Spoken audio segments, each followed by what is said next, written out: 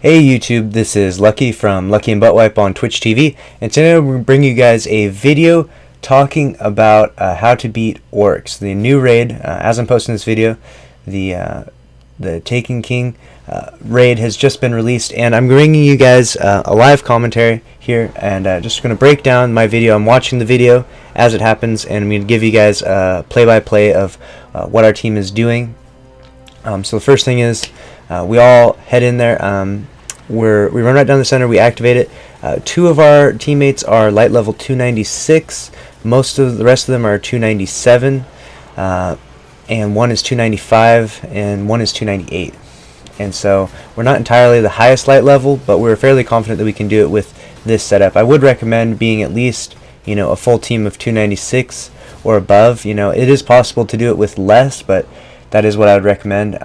So you start the engagement. Oryx chooses one side. He goes to the left or to the right.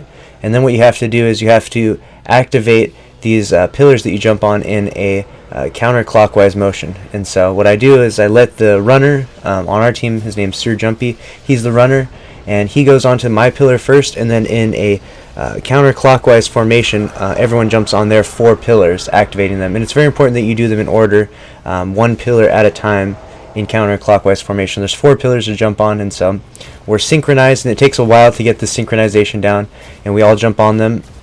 I'm shooting across to help shoot the ogre for my teammate. That's Butt Wipe on the other side there. I'm shooting to help kill his ogre, and basically what we do after we've killed the 4 ogres is then we're going to have the knight to deal with. We come down here into the middle. We have a bubble pop. We shoot the knight. The Titan bubble is pretty crucial in all of this. Also, we have several Celestial Nighthawks on our team. Right there, Butt Wipe uses his Celestial Nighthawk to make Oryx flinch, and then what you have to do after he is flinched, you all go back to where the ogres died, and there's a black sphere there. You jump inside the sphere for roughly 2 to 3 seconds, and that detonates the corrupted light. From that point, you then can do some serious damage on Oryx, and you need to do damage on Oryx. So you see there I shoot my golden gun at him. I'm using Celestial Nighthawk. Like I said before, we had 4 golden gunners with Celestial Nighthawk, and then we had 1 Night Stalker and then 1 Titan defender. And so that was our combination for our team. There's obviously, you could use a lot of different variety in terms of subclasses, but the Celestial Nighthawk is incredibly powerful, and paired up with a Night Stalker where you shoot him and then you do increased damage. The golden gun, Celestial Nighthawk, and Night Stalker, you're doing some serious damage with just your supers alone. The Titan bubble goes down in the middle, and when the Titan bubble takes damage, it's producing lots of orbs, as you can see there as I run past it.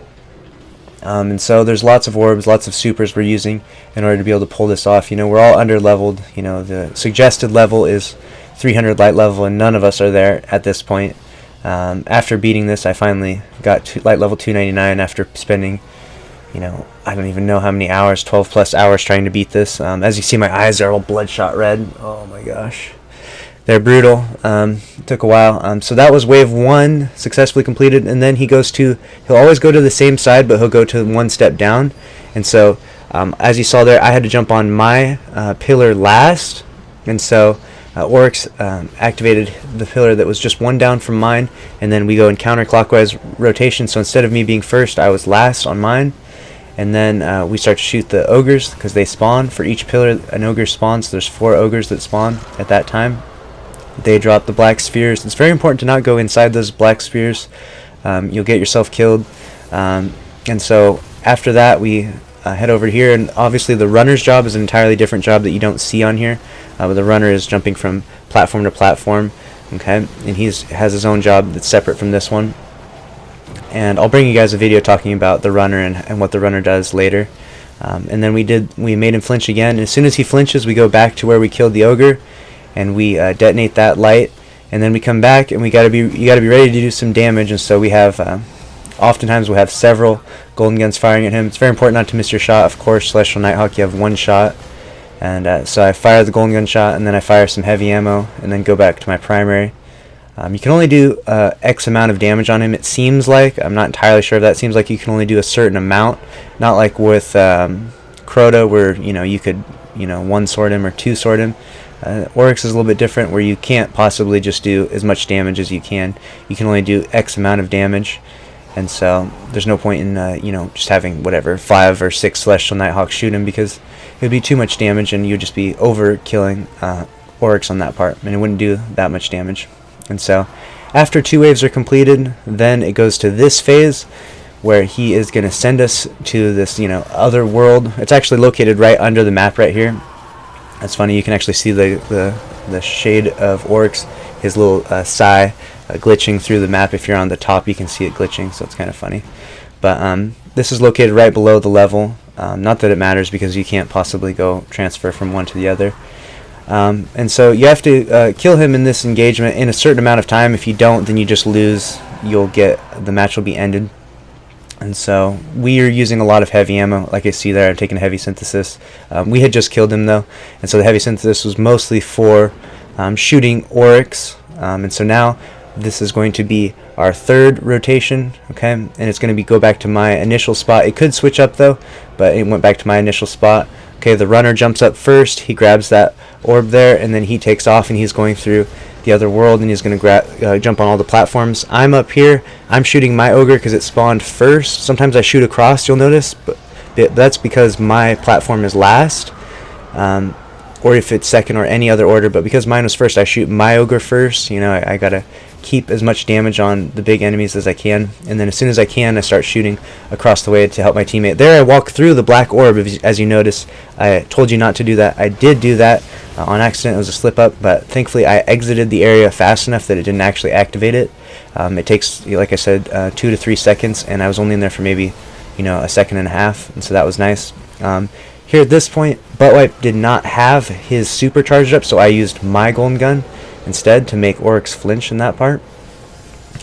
He may or may not have had it. I think at that point he actually might have had it, but we wanted to overkill and make sure that we flinched him that time, so that we did continue the engagement. And so from there on, I'm just using machine gun ammo. Machine gun is really effective. We've got weapons of light over there, and if I can, I dip in and dip out if I feel like I can, but in this scenario I wasn't able to. So that engagement is over, and so now we're waiting for the next one. Oryx is coming up. This is a great time to kill ads. This is a great time to walk around, pick up orbs, pick up ammo.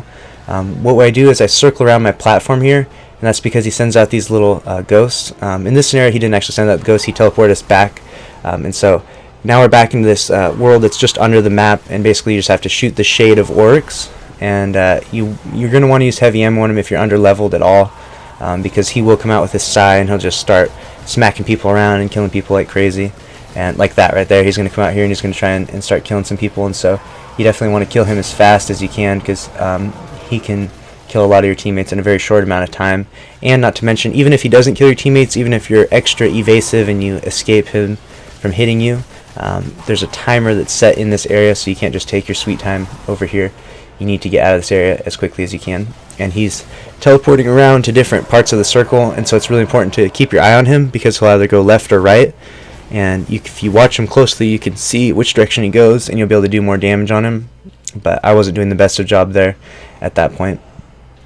I tried to take a heavy ammo synthesis, wasn't able to. Here he goes. This is going to be the last rotation before we are able to finish him off in this run. Here we go. He jumps up on that side. I'm the second one to activate. Counterclockwise, I'm the second one to activate. So I shoot his ogre, because my ogre hasn't quite spawned yet. Make sure to kill his ogre. And then I'm going to go to mine right here. Starting to shoot mine. I have the fusion rifle that I picked up that raid. And thankfully it does a lot of damage to the ogre. And so here I am. I get that kill. I already have my super charged, and I see there's a lot of orbs. So I'm trying to use my super early on. I'm going to use my super to flinch him, and then hopefully pick up enough orbs to use my super later. It doesn't actually end up happening that way, but that was my goal at the time. And so here we are. We kill the knight. We're getting ready. We're about to do damage. We're about to make him flinch. I use my golden gun. I'm going to shoot him with the Celestial Nighthawk. Take my time to make sure I hit the shot, because there is a period there where his chest is open, but you can't actually hit him. We make him flinch, and then we go to our orb. Here we go. We're waiting inside it. Waiting for 2-3 seconds, then I hop out. Now I'm going to start to shoot him. I don't have any heavy ammo, so I'm just shooting with fusion rifle ammo.